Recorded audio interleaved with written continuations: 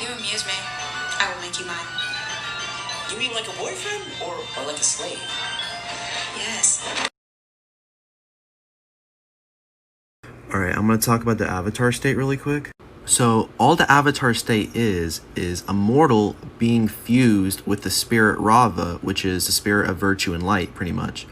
And it is only through these means where a bender is able to bend all four of the elements rather than just one. Rava is the connection between the current avatar and all of the avatars in the past. And the avatars in the past offer wisdom and help for the current avatar to be able to perform his or her duties efficiently. And so the question is, how is Korra able to deflect all of the spirit vine energy out of the way without her past lives? Something people should realize is that bending is a very emotional practice. And so your emotional state will reflect how powerful your bending is. And so it is clear that Korra's resolve at the end of the series was beyond measurable. She was a truly reformed avatar and a very powerful one. You know what I would really like to see? A battle between Amon and Unalaq. They're both waterbending masters, but I just really want to see Amon whip Unalaq, bruh. I gotta see Amon psychic bloodbend the heck out of this guy. Unalaq is weird champ. So what did I miss? I'm super dead! My God.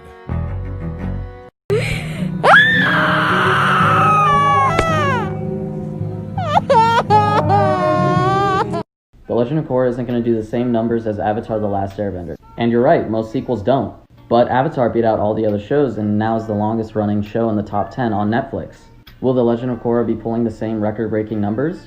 Probably not. But the show is already in the top 10 for Netflix a day after it premiered. Can it pull the same numbers as Avatar: The Last Airbender? Possibly, only time will tell. But you guys should give it a shot anyways, it's a good series. Regardless, Korra's in the top 10 already.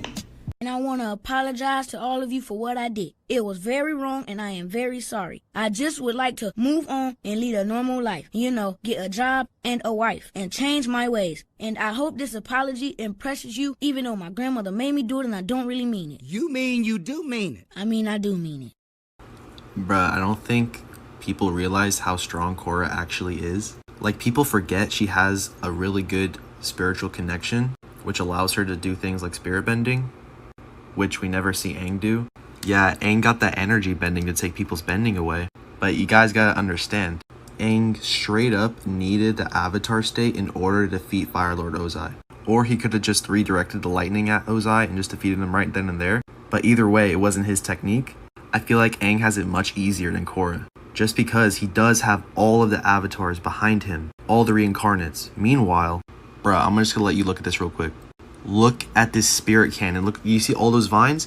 All that vine energy? She straight up denied this cannon, bruh. The amount of energy it takes to be able to stop an impact like this, the momentum that is stopped, and mind you, this is after she loses the avatar state. She's the first avatar in her cycle. Haters gonna hate, but Korra whoops Aang in. This is for Ozai, you big fat white nasty smelling fat bitch. Why you banish me from the motherfucking Fire Nation with your trifling dirty white race ass, you big fat bitch, Oompa Loompa body ass bitch. I'm coming up to get a plan. Police! Police! Help! Police! Help! Police! Help! Help! Police! Help! I have been reading the Kyoshi novels all morning, and I am emotionally unable to deal with how much I'm crushing on Avatar Kyoshi and Ranji. Ooh, you know what color we haven't tried yet? Therapy. Personally, I don't like my smile because I feel like it gives off Chucky vibes, but I'll do it for you, bitch. What the fuck? Can a non-firebender redirect lightning? Let's find out. The short answer to this question is no. Only firebenders can redirect lightning. And here's the reason why. Lightning redirection was a technique invented by Iroh by studying waterbenders and dealing with the flow of energy. But to redirect lightning, you have to be able to direct it in the first place. And being able to use lightning is a sub-element of firebending, which I covered in the sub-elements of firebending on my channel. So even though redirecting lightning was a technique that was invented by studying waterbenders, you still have to be a firebender to be able to do it. Because lightning is a sub-element of firebending, you have to be able to direct it in order to redirect it. So as many of you are aware, The Legend of Korra just released on Netflix, and this is my video on why you should watch The Legend of Korra and my honest review on it. I'm going to go through each season and rank them and why you should watch them, even though some of the seasons are a little iffy at times. The season 1 villain is Amon, and that season is decent. It ended kind of quickly because they were only greenlit for 1 season apparently, but it's a decent start to a good show. Season 2 of Korra is the only season where I think a lot of the fans of the show didn't really like it because of certain things that happened. But if you make it past this season, the rest of the show is amazing. Season 3 of The Legend of Korra is the best season out of all of them. It introduces the Red Lotus, who are amazing. And finally, we have Season 4, which is a good end to a good series, with the main villain being Kuvira, a metal bender. And although there are new villains each season in The Legend of Korra, it's a great show and I think you guys should give it a chance. It has its own aspects that make it both good and bad. And just so you know, Korra is older than Aang, so the show itself is a lot more intense. What do I think about the creators of Avatar leaving the live-action series that Netflix is making? Well, for those of you who aren't aware, Netflix is making a live-action series of Avatar The Last Airbender, basically recreating the series. And at first, when it was introduced 2 years ago with this image teaser, I was very skeptical and I honestly didn't like the idea of it. It wasn't until I found out that both Brian and Mike were working on it that I actually was happy that it was being made, because I was like, well, this could be a live-action series that will be actually good for once. But recently, as many of you guys are aware, both Brian and Mike decided to leave the Netflix series. And honestly, it makes me feel the same way as I did when I saw this image 2 years ago. Live actions are hard in general, but when the creators of the series themselves actually leave the project because they aren't liking it, that is a little tough for me to swallow. I hope it's good, but honestly, when I found out the news, it made me spit out my coldest water. Okay, if you really want to plot them against each other at the same age, then you better be prepared to have them face at any age. I'm not sure if Aang is 4 in this picture, but this is Aang at 4. This is Korra at 4. She got 3 elements down, bruh.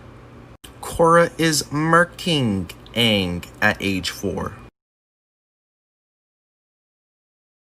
It's okay, I'm not going to explain this to you, but there is no way on God's earth that Aang, as a 12-year-old kid, would ever defeat a fully fledged Avatar Korra. Nope, no way. Yeah, I can understand your point about how the age difference between Korra and Aang was quite substantial. However, I wouldn't say they had completely different situations. They both needed to defeat an evil villain. But however, it's just that Aang had only one villain to mainly focus on. And all 4 seasons were kind of attributed to one main boss fight at the end of the series. And if we're talking age difference, let's assume Aang is in his prime and he's a fully fledged Avatar. Korra had to go through a lot more villains. She even had to go up against a dark Avatar, which is beyond powerful than anything the Fire Lord could ever hope to achieve. And are y'all just gonna forget Aang would have literally lost to a waterbender? And once again, in adulthood, Aang needs to use his avatar state to escape life or death because he was being bloodbended by a psychic bloodbender named Yakone. But he just went avatar state and took his bending away. Oh, and he didn't kill him or put him in prison, so Yakone was just free to train his sons. Let's talk about Fire Shaman Chi Healing. The Shaman's Chi Healing is a technique used to heal chi paths that have been either corrupted or been exposed to toxic elements, and it does what traditional waterbending healing fails to do. The practitioners of this technique are actually fire sages who come from an island called Bansi Island. Bansi Island consists of these sanctuary temples and is the home for where these fire sages practice this art. And yeah, it's just in the Southern Fire Nation. This type of healing allows the user to sense dark energy within someone. And eventually Korra was able to reconnect with her past lives via this method. So yeah, bro, fire sages are goats. Fire is not just hostile, but it can also in fact heal. Now that you're here, make sure to join the Avatar Teen Club, links in bio. Hope to see you there. Unpopular Legend of Korra opinion. I can't stand it when someone says they didn't like Korra and then someone else would respond with, oh, you just can't handle confident women. It wasn't a gender thing. Korra wasn't confident, she was cocky. That was written intentionally. She learned the elements when she was really young. It was an intentional flaw that they had given her. So whether you like it or not, it's your opinion. But it wasn't that she was a girl. Asami, did you know Korra likes Mako?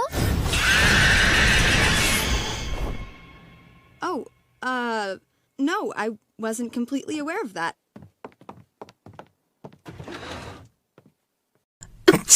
Oh, goodness, I'm so sorry. It's just that I'm allergic to bullshit.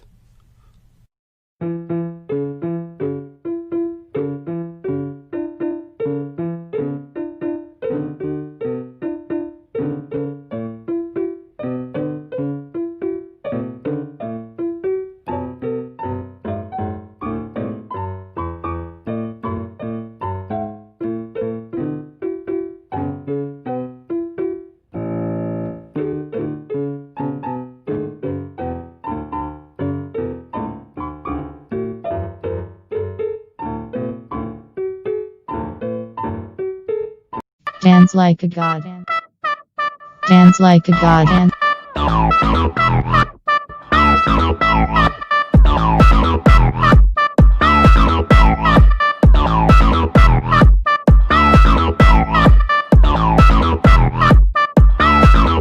Dance like a god.